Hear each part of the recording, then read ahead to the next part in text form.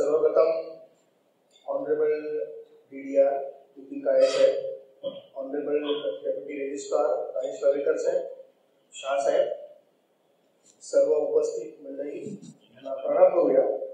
So today we are here to discuss transfer of property means conveyance and deed conveyance. हम आज conveyance और deed conveyance के बारे में थोड़ी सी जानकारी, उसका jurisprudence क्या है, उसके पीछे बैकग्राउंड क्या है, वो थोड़ा जानकारी लेने की कोशिश करेंगे, डिस्कशन करेंगे. आप भी उसमें सहभागी हो सकते हैं. तो डीड कन्वेंस के पहले हम बोलते हैं कन्वेंस. कन्वेंस यानी transfer of title. Transfer of title समझने के पहले ट्रांसफर ऑफ प्रॉपर्टी समझ लेते हैं. तो इंडिया की अगर बात करेंगे, हमारे जो लॉज है, ट्रांसफर ऑफ प्रॉपर्टी दो तरीके की होती है. पहले बाय एक्ट ऑफ पार्टीज और दूसरा बाय ऑपरेशन ऑफ लॉ. हम एग्जांपल लेंगे, आप लोग ही मुझे बताएंगे कि वो किस में फिट होता है, एक्ट ऑफ पार्टीज में होता है या ऑपरेशन ऑफ लॉ में होता है, आप बताएंगे. तो फॉर एग्जांपल ए नाम के व्यक्ति के पास 2015 में उसका एक फ्लैट था. आज 2023 में वो फ्लैट बी के नाम पे है. हमने बी को पूछा आपके नाम पे ये फ्लैट कैसे हुआ, तो बी ने कहा ए से हमने वो फ्लैट जो है वो खरीद लिया. ओके, वो सेल डीड हो गया और अभी हमारे नाम पे वो फ्लैट है. इसे हम एक्ट ऑफ पार्टीज कहेंगे या ऑपरेशन ऑफ लॉ कहेंगे? Act of parties. ओके, ये हो गया एग्जांपल एक्ट ऑफ पार्टीज का. अभी ऑपरेशन ऑफ लॉ का भी देख लेते हैं. तो ए नाम के व्यक्ति से बी के पास आया, हमने बी को पूछा, बी ने कहा ए जो मेरे फादर थे उनकी डेथ हो गई और सक्सेशन लॉज ओपन हो गए. हाँ, हिंदू है तो हिंदू सक्सेशन एक्ट है, इंडियन सक्सेशन एक्ट है. सक्सेशन लॉ ओपन हो गए और वो फ्लैट मेरे पास में, उनका एक वारिस, तो मेरे पास वो फ्लैट आया. तो whether this transfer of property is by act of parties और operation of law? Operation of law. So पहले हेडिंग दो ही है, act of parties and operation of law. अब ये एक्ट ऑफ पार्टीज में भी दो टाइप है. एक्ट ऑफ पार्टीज में है इंटर वाइवोस ट्रांसफर, यानी transfer between two living person, और एक दूसरा कैटेगरी है यूनिलैटरल ट्रांसफर. अभी दो लिविंग पर्सन का एग्जांपल हमने ऑलरेडी देख लिया है. तो यूनिलैटरल ट्रांसफर की बात करते हैं. ए फादर है और बी सन है. ए फादर ने विल बनाया और उनकी डेथ होने के बाद विल, अभी विल का एक प्रिंसिपल क्या होता है, will start speak when the person stops. Okay, तो विल ने बोलना शुरू कर दिया जब ए नाम की व्यक्ति इस दुनिया में नहीं है, और अभी वो विल ने कहा कि वो फ्लैट जो है वो बी के नाम पे कर दीजिए.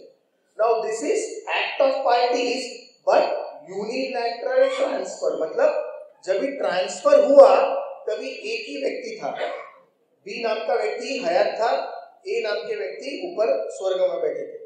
तो इसीलिए this is called as a unilateral transfer. और इंटरवाइवस यानी दोनों जिंदा व्यक्ति इसी दुनिया में एक दूसरे के पास ट्रांसफर करते हैं. प्रिसाइज डेफिनेशन जो है वो ट्रांसफर ऑफ प्रॉपर्टी एक्ट में 1882 में लिखा है, what is transfer of property. तो सेक्शन 5 कहता है transfer of property is an act. Definition में लिखा है इज एन एक्ट. एक्ट मतलब एक्ट ऑफ पार्टीज, बराबर. Transfer of property is an act by which one living person conveys property present or in future to other living person. अब ये थोड़ा ध्यान से समझ लीजिए. conveys property present or in future to other living person, यानी दो living person होने चाहिए. अब ये living person की बात करते हैं. हम यहाँ पे आज डिस्कस करने वाले हैं डीड कन्वेंस, कन्वेंस. और कन्वेंस किसको देते हैं? कोऑपरेटिव हाउसिंग सोसाइटी को. Whether cooperative housing society is a living person, इसे हम लिविंग पर्सन कह सकते हैं क्या? लेकिन एक्ट में लिखा है लिविंग पर्सन, तो इसे लिविंग पर्सन कह सकते हैं. क्यों कह सकते हैं? क्योंकि लॉ ने फिक्शन तैयार किया है. फिक्शन ऐसा किया है, पर्सन के दो कैटेगरीज है. वन इज नेचुरल पर्सन, आप और मैं, and second is juristic person, यानी company, cooperative housing society is also a person.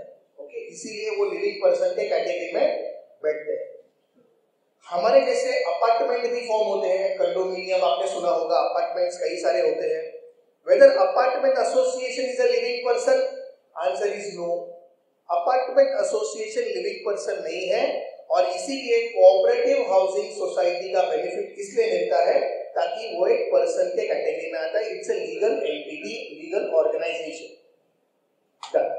तो living person conveys property in present और in future to other living person. Property के आगे definition में लिखा है प्रेजेंट और इन फ्यूचर। प्रॉपर्टी प्रेजेंट और इन फ्यूचर हो सकती है क्या ट्रांसफर के लिए? फ्यूचर प्रॉपर्टी को ट्रांसफर हम कर सकते हैं क्या? डेफिनेशन में तो लिखा है, लेकिन कर सकते हैं क्या? नहीं कर सकते हैं। क्यों नहीं कर सकते? अगर कर सकते थे तो कल उठ के हम गेटवे ऑफ इंडिया को भी बेच देते, क्योंकि वो मेरे आगे चल के मेरे नाम पे होने वाला है, आज ही मैं उसको बेच देता हूं। तो future property can not be transferred. ये किसने कहा है? ये डिस्कशन ऑनरेबल सुप्रीम कोर्ट का लग गया, और सुप्रीम कोर्ट ने कहा कि future property can not be transferred. तो ये डेफिनेशन में क्यों लिखा? तो सुप्रीम कोर्ट ने यहाँ पे इंटरप्रेट किया कि it is not the property which is in present और इन फ्यूचर। वो प्रॉपर्टी के पहले जो शब्द लिखा है conveyance, that is in present और इन फ्यूचर। यानी हम कोऑपरेटिव हाउसिंग सोसाइटी बनाते हैं और उसके बाद विद इन 4 मंथ्स, मोफा में लिखा है विद इन 4 मंथ्स आपको प्रॉपर्टी को कन्वे करके देना है। किसको? डेवलपर को कन्वे करके देना है। तो that is exact crux of transfer of property. Transfer इस तरह से होता है between one living person to other living person. तो section 7 of transfer of property आगे कहता है कि every person who is competent to contract and entitled to the transferable property may transfer the property either wholly or partly। ये इतना सब रामायण सुनने की जरूरत नहीं है, हम इसमें से एक ही वर्ड यूज करेंगे, partly। प्रॉपर्टी पार्टली ट्रांसफर भी हो सकती है, wholly और partly। तो ये पार्टली ट्रांसफर का हम लोग ने डिस्कशन क्यों कर रहे हैं? क्योंकि इन कोऑपरेटिव हाउसिंग सोसाइटी, जैसे कि 1947 का हमारा इंडिपेंडेंस, 1950 चा आपलं इंडियन कॉन्स्टिट्यूशन, आणि 1950 का इंडियन कॉन्स्टिट्यूशन में एक सोशलिस्ट कंसेप्ट निकला। सोशलिस्ट कंसेप्ट कहां से आया? तो प्रीएम्बल अगर आप पढ़ेंगे इंडियन कॉन्स्टिट्यूशन का, तो वहां पे लिखा है we the people of India having solemnly resolved to constitute India into sovereign socialist secular democratic republic. तो ये सोशलिस्ट वर्ड जो है अपना कॉन्स्टिट्यूशन में, उसके पूरे प्रिंसिपल के आधार पे ही महाराष्ट्र कोऑपरेटिव सोसाइटी एक्ट उसके 10 साल के बाद निर्मित हुई। यानी 1960 में महाराष्ट्र कोऑपरेटिव सोसाइटी एक्ट पूरे सोशलिस्ट कंसेप्ट के आधार पे उसकी निर्मित हुई, और उसके बाद ही हाउसिंग का जो लॉज है वो एनफोर्स होने शुरू हो गए। यानी हम क्या कर रहे थे कि सब लोग मिलके 10 लोगों के ऊपर जो है वो इकट्ठा आते थे, कोऑपरेटिव हाउसिंग सोसाइटी बनाते थे। कोऑपरेटिव हाउसिंग सोसाइटी प्लॉट जो है वो परचेस करते थे, और उस प्लॉट के ऊपर हम लोग इमारत कंस्ट्रक्शन करते थे, बिल्डिंग का कंस्ट्रक्शन कर लेते थे। और बिल्डिंग कंस्ट्रक्ट करने के बाद पार्ट ओनरशिप जो है वो हर एक को मिलती थी। पार्टली जो कंसेप्ट है transfer of property partly can also be transferred. तो हमने इस कोऑपरेटिव हाउसिंग सोसाइटी का आधार लिया और पार्टली ट्रांसफर कंसेप्ट पे हम चले गए। लेकिन जब ये मैनेजमेंट जो हो रहा था, कंस्ट्रक्शन का मैनेजमेंट हो रहा था, तो ये प्रॉपर नहीं हो रहा था, इसे रेगुलेशन की आवश्यकता थी। और स्टेट को ये समझ में आया, इसीलिए उन्होंने कमेटी बिठाई, और कमेटी ने महाराष्ट्र ओनरशिप फ्लैट एक्ट की निर्मित की, यानी मोफा एक्ट की निर्मित की। 1963 में मोफा एक्ट की इनैक्टमेंट हो गई। और 1963 में जब ये मोफा आया तो देश का पहला ऐसा कानून था हमारे स्टेट का जो रेगुलेशंस और प्रमोशंस के लिए बनाया गया। यही कानून को महाराष्ट्र ओनरशिप फ्लैट एक्ट को कॉपी करके बाकी राज्य जो थे, जैसे यूपी थे, दिल्ली थे, कर्नाटक थे, गुजरात थे, इन्होंने सेम टू सेम कॉपी करके हमारे एक्ट को उनकी तरफ से भी वैसे ही लागू कर दिया। तो हमारा एक्ट जो था वो पहले था। लेकिन फिर 1963 की अगर बात करें तो मेंबरशिप कंसेप्ट था। कोऑपरेटिव हाउसिंग सोसाइटी में आपके पास मेंबरशिप कंसेप्ट है, आप मेंबर है, शेयर सर्टिफिकेट आपको अलॉट करते हैं, तो आपको ओनरशिप कंसेप्ट ये बैंक स्वीकार नहीं कर रहे थे। यानी अगर कोई लोन लेने जाएगा, 1963 की बात करेंगे, तो लोन लेने जब जाते थे बैंक्स में, तो बैंक कहते थे कि you are a member, you are not an owner of the flat, आप तो मेंबर हैं, तो आपको हम कर्जा नहीं दे सकते, हम कोऑपरेटिव हाउसिंग सोसाइटी को कर्जा दे सकते हैं लेकिन आपको नहीं दे सकते। और इसीलिए 1970 में महाराष्ट्र अपार्टमेंट ओनरशिप एक्ट, जिसे हम अपार्टमेंट एसोसिएशन या कंडोमिनियम कहते हैं, उसकी निर्मित हुई to give a ownership concept to the members जो रहते हैं फ्लैट में उनको, और फिर उनको लोन मिल रहा था। फिर उसके बाद हाईकोर्ट के जजमेंट रूलिंग्स आए कि नहीं, आप मेंबरशिप कंसेप्ट को भी लोन दे सकते हैं, एंड उसके बाद लोन मिलना शुरू हो गया। लेकिन 1960 से लेके 1980 तक अगर हम मुंबई की पर्टिकुलर बात करेंगे तो इसमें सेल्फ री डेवलपमेंट की सोसाइटीज बनी थी। 1980 तक कोऑपरेटिव सोसाइटी प्लॉट लेते थे और उसमें कंस्ट्रक्शन करके कंप्लीट करके अंदर ओनरशिप राइट्स मिलते थे। 1980 के बाद डेवलपर नाम का फर्स्ट एनिमल जो है वो निर्मित हो, और 1980 के बाद डेवलपर आया, एंड 1980 के बाद डेवलपर ने डेवलपमेंट करके वापस सेल ट्रांसफर होना शुरू कर दिया फ्लैट्स का। तो 1980 के बाद अगर देखेंगे, इसीलिए 1986 में लॉ बना कंज्यूमर प्रोटेक्शन एक्ट, 1996 में लॉ बना आर्बिट्रेशन एंड कंसीलिएशन एक्ट। आप सारे रीडेवलपमेंट एग्रीमेंट्स अभी निकाल के अगर देखेंगे तो उसमें आर्बिट्रेशन क्लॉज कंपलसरी डालते हैं 1996 के बाद। और 2000 के बाद मल्टीनेशनल कंपनीज इसमें इन्वॉल्व हो गए और कंस्ट्रक्शन एक्टिविटीज को कंट्रोल करना शुरू हो गया। जब बड़े प्लेयर्स मार्केट में आते हैं तो डेफिनेटली है कि कुछ ना कुछ तो मिसशिफ करेंगे ही करेंगे। और मिसशिफ क्या थी कि जब 1970s के बिल्डिंग जो बने थे वो 2005 तक डिलैपिडेटेड हो गए थे, उनका जो स्ट्रक्चरल मेंबर्स है वो डिटोरिएट हो गए थे और बिल्डिंग को अभी रीडेवलप करने की आवश्यकता थी। तो 2005 में जब प्रोजेक्ट्स आ रहे थे कॉर्पोरेशन के पास, तो एमआरटीपी और डीसीपीआर एक्ट कहता है कि जो ओनर है वो ही प्रपोजल डाल सकता है। तो बीएमसी पूछते थे कि आपके टाइटल डॉक्यूमेंट पे नाम है क्या, प्रॉपर्टी कार्ड पे आपका नाम है, तो सोसाइटी कहते थे कि नहीं है, वो तो बिल्डर के नाम पे है। तो वो कहते थे कि आप कन्वेंस करके लेके आइए, और जब तक आपका कन्वेंस नहीं होगा तब तक आप रीडेवलपमेंट नहीं कर सकते। प्रॉपर्टी कार्ड पे टाइटल जो है वो आपके नाम पे ट्रांसफर होना अनिवार्य है as per MRTP and development control regulations. तो ये दिक्कत आई थी, और ये सारे दिक्कत जब स्टेट के पास आए तो स्टेट ने इसका एक सॉल्यूशन निकाला, और वो सॉल्यूशन है deem conveyance in the year 2008। First notification 2008 में निकला, उसके बाद रूल्स आए और उसका इम्प्लीमेंटेशन जो है वो शुरू हो गया। यानी कॉम्पिटेंट अथॉरिटी करके डीडीआर को डेप्यूट किया गया इन मोफा, और जो भी अगर आपको वो कन्वेंस नहीं मिल रहा है तो आप कॉम्पिटेंट अथॉरिटी के पास जाके आपका नाम जो है वो ट्रांसफर टाइटल डॉक्यूमेंट्स में इनकॉर्पोरेट कर सकते हैं। ये प्रोविजंस आए 2011 में। और एक हुआ कोऑपरेटिव सोसाइटी के रिगार्ड्स में क्या बड़ा प्ले हुआ, बड़ा प्ले ये हुआ 97 कॉन्स्टिट्यूशनल अमेंडमेंट हुआ इन द इंडियन कॉन्स्टिट्यूशन, और कोऑपरेटिव सोसाइटीज को first time cooperative society word Indian constitution में इनकॉर्पोरेट किया गया अंडर आर्टिकल 19।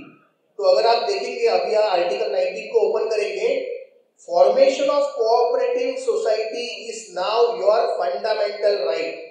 2011 के बाद कोऑपरेटिव सोसाइटी फॉर्म करना ये सबका मूलभूत अधिकार मिला, और कॉन्स्टिट्यूशन में आने के बाद कोऑपरेटिव सोसाइटी को एक फोर्स मिला। क्यों फोर्स मिला? क्योंकि simultaneously article 43 capital B of Indian constitution में स्टेट को एक ड्यूटी कास्ट कर दी गई, और वो है to promote cooperative societies for autonomous functioning, voluntary formation, democratic setup and professional management. ये आज जो हम कर रहे हैं ये promotion of cooperative society movement है, तो under article 43B of Indian constitution. And इसके बाद अगर आप आपके बायलॉज देखेंगे, कोऑपरेटिव सोसाइटी आपके जो बायलॉज है उसमें अगर आप देखेंगे झांक के, तो बेस्ड ऑन 97 कॉन्स्टिट्यूशनल अमेंडमेंट 2014 के मॉडल बायलॉज बने। 2014 के बाद 2019 में अगर आप देखेंगे तो 9 मार्च 2019 को एक सेपरेट चैप्टर जो है वो हाउसिंग सोसाइटी के लिए महाराष्ट्र कोऑपरेटिव सोसाइटी एक्ट में इंसर्ट किया गया और वो सेपरेट चैप्टर है सेक्शन 154 कैपिटल बी। पूरा का पूरा चैप्टर हाउसिंग सोसाइटी के लिए डेडिकेट किया गया। ये दोनों का रेफरेंस क्यों दे रहे हैं और डीन कन्वेंस के टॉपिक के रिगार्डिंग ये रेफरेंस इसलिए दे रहे हैं क्योंकि आपके मॉडल बायलॉज में बायलॉ नंबर 5 कहता है कि कन्वेंस करना ये सोसाइटी का ऑब्जेक्ट है और सेक्शन 154 कैपिटल बी में -1 सब क्लॉज 17 में हाउसिंग सोसाइटी का डेफिनेशन दिया गया है। उस डेफिनेशन में ये कहा गया है कि रीडेवलपमेंट और रिकंस्ट्रक्शन करना ये भी एक सोसाइटी का ऑब्जेक्ट है और अगर आप दोनों को क्लब करोगे तो without conveyance, without obtaining conveyance you can't go for redevelopment and reconstruction और इसीलिए डीन कन्वेंस ये प्रोविजन जो है वो इफेक्टिव हो गई। जब 2008, 9, 10, 11 में जो डीन कन्वेंस की प्रोविजंस थी वो काफी स्ट्रिंजेंट प्रोविजन थी। स्ट्रिंजेंट यानी उसमें कई सारी डॉक्यूमेंट्स आपको देने पड़ते थे, मतलब more than 20 documents you to give in the year 2011-12 में। तो ये रिलैक्सेशन होना जरूरी था क्योंकि ओसी के मैंडेटरी रिक्वायरमेंट थी, ऑक्यूपेशन सर्टिफिकेट कई सारे बिल्डिंग्स के पास नहीं था। तो इन द ईयर 2018 22 जून 2018 में एक नोटिफिकेशन जीआर आया एंड उसमें कहा गया कि रिलैक्सेशन ऑफ डॉक्यूमेंट्स। तो अभी विदिन 7-8 डॉक्यूमेंट्स में आप जाके डीन कन्वेंस कर सकते हैं और उसमें ऑक्यूपेशन सर्टिफिकेट भी अगर आपके पास नहीं होगा जरूरत नहीं है, कमेंसमेंट सर्टिफिकेट होगा या आप स्वयं डिक्लेरेशन अगर आप करते हैं आर्किटेक्ट सर्टिफिकेट के साथ में तो वो भी चल जाएगा। आपको एक खाली डिक्लेरेशन देना है कि आगे चल के हम ऑक्यूपेशन सर्टिफिकेट की प्रावधान के हिसाब से हम उसके आगे बढ़ेंगे। तो इस तरह से देखिए आपका टाइटल जो है वो आपके नाम पे ट्रांसफर हो सकता है। प्रोसीजर की अगर बात करेंगे तो वेरी सिंपल प्रोसीजर है डीन कन्वेंस में। डॉक्यूमेंट्स जो आपके टाइटल डॉक्यूमेंट्स हैं वो लगते हैं, सोसाइटी रजिस्ट्रेशन सर्टिफिकेट, 2000 रुपीज का कोर्ट फीस, डिक्लेरेशन है, ऐसे कोई टाइटल डॉक्यूमेंट्स आपको सबमिट करने हैं अलॉन्ग विद फॉर्म 7। स्क्रूटनी होगी, हियरिंग्स कंडक्ट करेंगे, डीडीआर जो है वो हियरिंग्स कंडक्ट करेंगे। डेवलपर अगर पार्टी है उसमें नाम है प्रॉपर्टी कार्ड में तो उनको बुलाएंगे, लैंड ओनर है तो उनको भी बुलाएंगे और हियरिंग्स होने के बाद ट्रांसफर ऑफ टाइटल एग्जीक्यूट होगा। क्योंकि जब हमें फ्लैट बेचा गया था तो जमीन की कीमत हमसे ऑलरेडी ले ली थी उन्होंने और अगर कोई राइट्स बाकी नहीं है तो पूरे प्लॉट जो है वो सोसाइटी के नाम पे ट्रांसफर हो सकता है। तो ये है फर्स्ट स्टेप, कॉम्पिटेंट अथॉरिटी के पास डीन कन्वेंस की ऑर्डर मिलना, ये फर्स्ट स्टेप है। उसके बाद आपको एडजुडिकेशन के पास जाना होता है, कलेक्टर ऑफ स्टैम्प्स के पास आप जाएंगे, एडजुडिकेशन के लिए प्रपोजल डालेंगे, स्टैम्प ड्यूटी अगर डेफिशिएंट है तो वहां पे भर देंगे। वो होने के बाद आपको रजिस्ट्रेशन ऑफिस जाके सब रजिस्ट्रार ऑफ एश्योरेंस के पास आपका जो डीन कन्वेंस का डीड है उसे रजिस्टर्ड किया जाता है और उसे कहते हैं यूनिलैटरल डीन कन्वेंस, यानी डेवलपर आए बगैर आपका डॉक्यूमेंट जो है वो वहां पे एग्जीक्यूट होता है, रजिस्टर्ड होता है। उस रजिस्ट्रेशन के बाद आप जाते हैं सिटी सर्विस और सिटी सर्वे के ऑफिस में और म्यूटेशन एंट्रीज यानी आपके प्रॉपर्टी कार्ड में आपका नाम जो है वो आप इनकॉर्पोरेट कर वहां पे ले लेते हैं। तो इस तरह से ये 4 स्टेजेस में डीन कन्वेंस की प्रोसीजर है और डीन कन्वेंस की जो प्रोसेस जो अभी ये जो मुहिम शुरू हो गई है वो इसीलिए हुई है कि अगर आगे चल के आपको रिकंस्ट्रक्शन करना है, रीडेवलपमेंट करना है, आपके एफएसआई राइट्स आपको आपके स्वयं के पास रखने हैं, डेवलपर को मिसशिफ करने नहीं देना है, तो ये सारी डीन कन्वेंस प्रोसीजर का आप सभी लोग लाभ उठाए, इसे ज्यादा से ज्यादा स्प्रेड करें और इस मुहिम में सहकार्य होकर डीन कन्वेंस जैसे जो इम्पोर्टेंट थिंग है, इम्पोर्टेंट टाइटल डॉक्यूमेंट है, उसे आप इसका यूटिलाइजेशन करें। ये कहते ही मैं अपनी हमारे 2 शब्द में जो समाप्त करता हूँ।